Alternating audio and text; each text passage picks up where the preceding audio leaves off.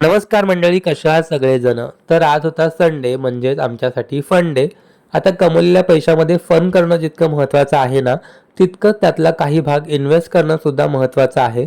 कारण आजची छोटीशी इन्व्हेस्टमेंट आपलं उद्याचं भविष्य सिक्युअर करू शकते. तर तीच आमची मंथली सोन्याची बिशी भरण्यासाठी आम्ही बाहेर पडलो होतो. आता म्हटलं बाहेर पडलोय तर थोडंसं एन्जॉय करूनच घरी जाऊया. त्यामुळे मग आम्ही आलो होतो इनऑर्बिट मॉलमध्ये.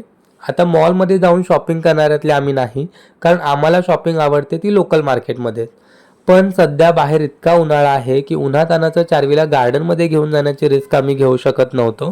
म्हणून म्हटलं तिला जरा मॉलमध्येच एन्जॉय करून आणूया. आता मॉलमध्ये गेल्यात आणि मॅडमने काही हट्ट केला नाही असं तर होत नाही.